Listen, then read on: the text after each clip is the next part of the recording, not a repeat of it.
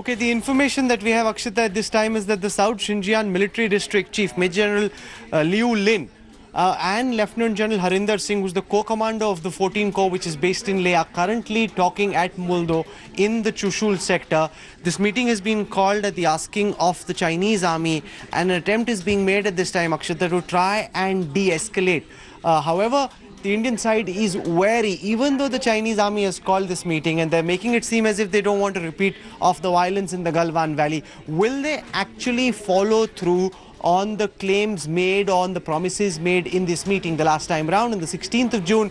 While multiple promises were made, they weren't necessarily followed through by the boots on the ground, and therefore the Indian side has gone for this meeting, but with a sense of wariness and apprehension and a determination to check everything that is said and compare and contrast this with the situation along the line of actual control, Akshita. What's also interesting, Rahul, is that last time around these level talks took place was on June 6th. There was talk of maintaining status quo, of disengagement. The focus then was on what's happening in Galwan. This time around, there's also going to be a discussion weaved in on the situation on Pangong So. You know, it's in Pangong So, actually, where the Indian and the Chinese armies are locked in the most intense face-off, the maximum build-up, the most intense deployment, and the closest proximity is actually between the Indian army and the Chinese army in the Pangong area, just around Finger 4. On the beach and going up to the spurs. Now that's where the most intense build-up is, and it's one of the big challenges to ensure that the Chinese army pulls back from there. But in a larger strategic sense, it's the Chinese desire to dominate the Darbuk Shok Daulat Beg Oldie Road, where they wish to have positions on this mountain spurs overlooking this Indian strategic road.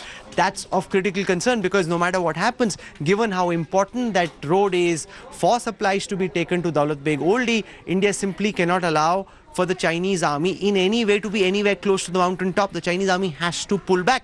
It's a very clear prerequisite from the Indian army side, and therefore these are important talks. Remember, when the co-commander level conversation happens, it's a larger conversation than the tactical conversations that happen between the brigadiers and the colonels in each sector.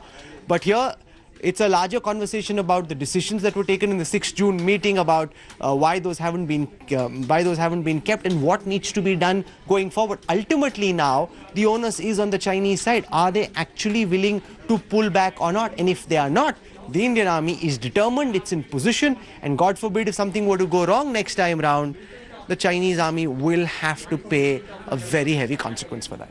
Hello everyone, this is Rahul Kamal here. Hope you enjoyed this video. For the latest news and analysis, like and subscribe the India Today YouTube channel, and don't forget to press the bell icon to stay updated.